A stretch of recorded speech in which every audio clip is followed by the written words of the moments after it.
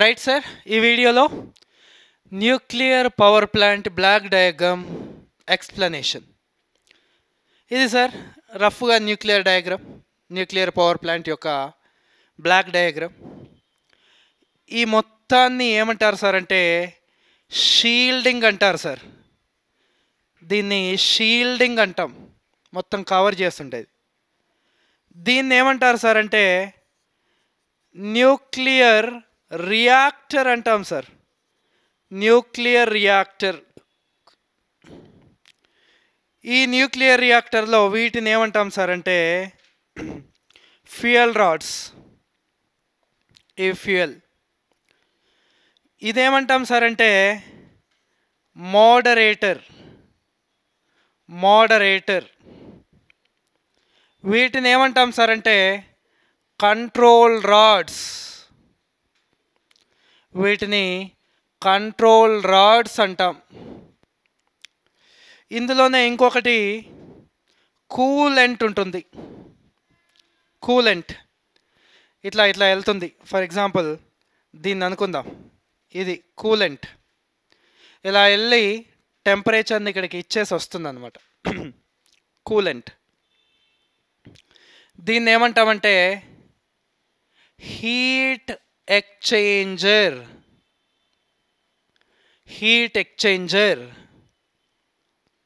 అందులో వాటర్ ఉంది సార్.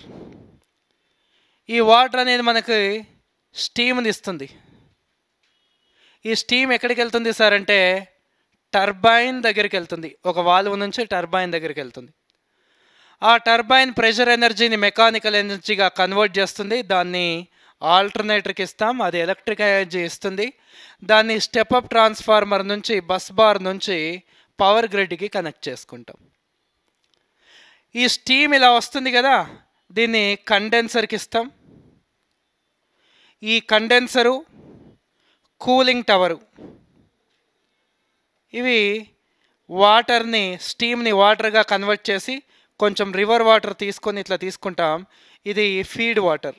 మీకు తెలుసు ఇదంతా మనం న్యూక్లియర్ పవర్ ప్లాంట్లో చదివినాం, థర్మల్ పవర్ ప్లాంట్లో చదివినాం. 8వది టర్బైను, 9వది ఆల్టర్నేటరు, 10వది కండెన్సరు, 11వది కూలింగ్ టవర్. ఇవి మనకున్న డిఫరెంట్ పార్ట్స్. ఒక్కొక్క దాని గురించి చూద్దాం సార్.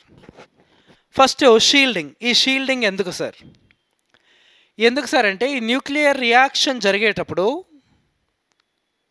కేంద్రక చర్యలు, విచ్చిత్తి చర్య అట్లా జరిగేటప్పుడు దీంట్లోంచి very dangerous alpha beta rays అనేవి బయటకు వస్తాయి. ఆల్ఫా బీటా గామా రేస్ అనేవి బయటకు వస్తాయి. అవి very highly dangerous to the human beings. Very highly dangerous radioactive rays అన్నమాట. అవి రేడియేషన్ పొల్యూషన్ ఎక్కువ అయిపోతుంది వాటిని. ఆ రేడియేషన్ ఎఫెక్ట్ నుంచి అవుట్ సైడ్ ఫెల్లోస్ని ప్రొటెక్ట్ చేయడానికి ఈ షీల్డింగ్ అనేది యూజ్ చేస్తాం. ఈ షీల్డింగ్ అనేది వాడతాం. ఈ షీల్డింగ్ అనేది స్టీల్ కాంక్రీట్ కన్స్ట్రక్షన్.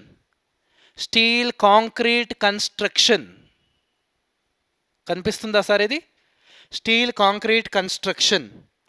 దీన్ని ఎందుకు యూజ్ చేస్తాం సార్ ఈ షీల్డింగ్ని? Steel concrete construction to protect the humans or human beings from very dangerous alpha gamma beta rays. వీటి నుంచి మనల్ని ప్రొటెక్ట్ చేయడానికి మనం ఈ షీల్డింగ్ని కన్స్ట్రక్ట్ చేస్తున్నాం. This is a steel concrete construction to protect the human beings from very dangerous alpha gamma beta rays. వాటి నుంచి protect చేయడానికి ఈ షీల్డింగ్ని వాడుతున్నాం సార్. ఇది ఫస్ట్ వన్.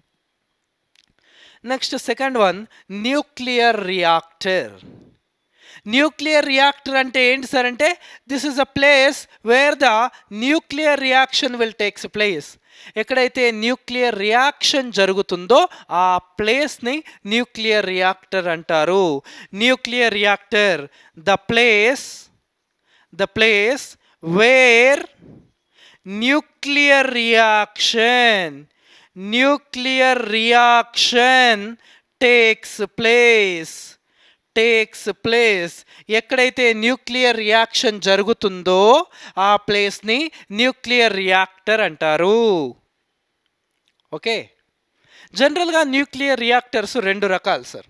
జనరల్గా మాట్లాడితే ఏంటివి సార్ అంటే, ఒకటి హోమోజీనియస్, రెండవది heterogeneous. Homogeneous and heterogeneous nuclear reactor. ఇక్కడ హోమోజీనియస్ అంటే ఏంటి సార్ అంటే, ఫ్యూయల్ అండ్ మన మోడరేటరు 2 కూడా ఒక మిక్చర్ లాగా ఉంటాయి సార్. 2 కూడా మిక్స్ అయి ఉంటాయి. ఫ్యూయల్ మోడరేటర్ మిక్సప్ అయి ఉంటే దాన్ని హోమోజీనియస్ అంటారు. హెటరోజీనియస్ అంటే ఏంటి సార్ అంటే, ఫ్యూయల్ రాడ్స్ ఇన్సర్టెడ్ ఇన్ మోడరేటర్లో ఫ్యూయల్ రాడ్స్ని ఇన్సర్ట్ చేస్తే, ఇదంతా మోడరేటర్, దీంట్లో ఫ్యూయల్ రాడ్స్ని ఇన్సర్ట్ చేస్తే దాన్ని ఏమంటారంటే heterogeneous nuclear reactor. Homonuclear reactor, heteronuclear reactor. Homonuclear reactor అంటే ఫ్యూయల్ మోడరేటర్ మిక్సప్ అయి ఉంటాయి, అండ్ హెటరో అంటే fuel rods inserted in the మోడరేటర్లో ఇన్సర్ట్ చేస్తాము. దాన్ని హెటరోజీనియస్ న్యూక్లియర్ రియాక్టర్ అంటారు. న్యూక్లియర్ రియాక్టర్ అంటే ఎక్కడైతే న్యూక్లియర్ రియాక్షన్ జరుగుతుందో దాన్ని న్యూక్లియర్ రియాక్టర్ అంటారు. ఇవి 2 రకాలు. అయితే న్యూక్లియర్ రియాక్షన్ కూడా 2 రకాలు. ఏంటివి సార్? ఫ్యూజను అని 2 రకాల న్యూక్లియర్ రియాక్షన్స్ ఉంటాయి. ఏంటివి సార్? మరి ఫ్యూజన్ అంటే ఏంటిది? మరి ఒకసారి చూద్దామా? ఫ్యూజన్ అంటే ఏంటిది మరి ఒకసారి చూద్దామా? Let's see sir, let's see. Nuclear reactions 2 రకాలు. ఒకటి ఫిజను, ఇంకొకటి ఫ్యూజన్ సార్. రెండవది ఫ్యూజన్. ఒకటి ఫిజను, ఇంకోటి ఫ్యూజను. ఈ ఫ్యూజన్ అంటే ఏంటిది సార్ అంటే, ఇట్లా ఒక పెద్ద ఆటము 2 సమాన చిన్న ఆటమ్స్గా విడిపోవడాన్ని ఫ్యూజన్ అంటారు. ఒక పెద్ద న్యూట్రాను 2 న్యూట్రాన్లుగా విడిపోవడాన్ని ఫ్యూజన్ అంటారు. మళ్ళీ ఈ పెద్ద న్యూట్రాను మళ్ళీ 2 చిన్న న్యూట్రాన్లుగా, మళ్ళీ చిన్న 2 న్యూట్రాన్లుగా. చిరంజీవి గుర్తుకొస్తాడు మీకు, స్టాలిన్ సినిమా గుర్తుకొస్తుంది. బట్ అక్కడ 3, ఇక్కడ 2 సార్. ఓకే, సో ఈ విధంగా జరిగితే దీన్ని ఫ్యూజన్ అంటారు. మరి ఫ్యూజన్ బోల్తే క్యా హై సార్? క్యా బోల్తే సార్ ఫ్యూజన్ అంటే ఏంటి సార్ అంటే, 2 చిన్న ఆటమ్స్ కలిసి ఒక బిగ్ ఆటమ్గా ఏర్పడడాన్ని ఫ్యూజన్ అంటాం సార్. ఈ విధంగా ఒక బిగ్ ఆటమ్గా ఏర్పడడాన్ని ఫ్యూజన్ అంటాం. ఇవి రెండిట్లలో ఏది మనం యూజ్ చేస్తున్నామంటే, మనం యూజ్ చేసేది ఫ్యూజన్ కాదు సార్, ఫిజన్ మనం యూజ్ చేసేది.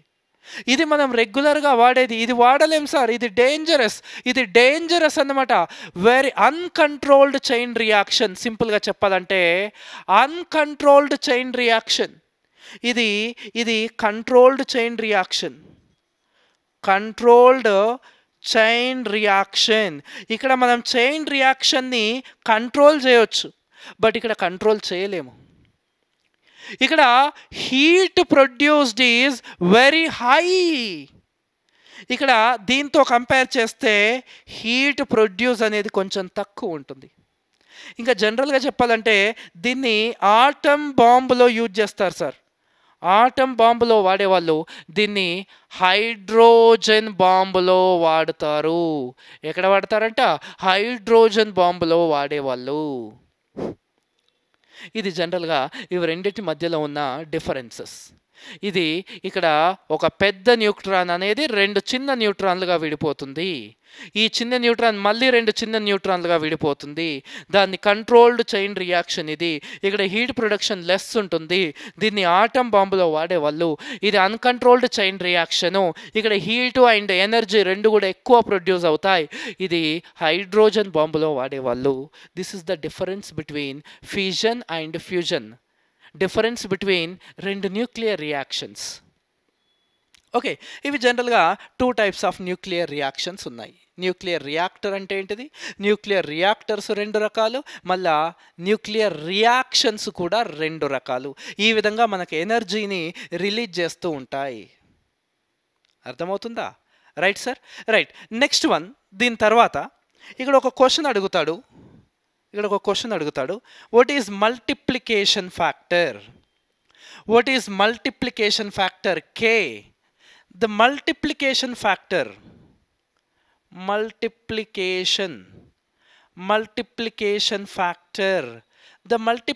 factor K is equals to number of neutrons produced in one reaction divided by number of neutrons produced in previous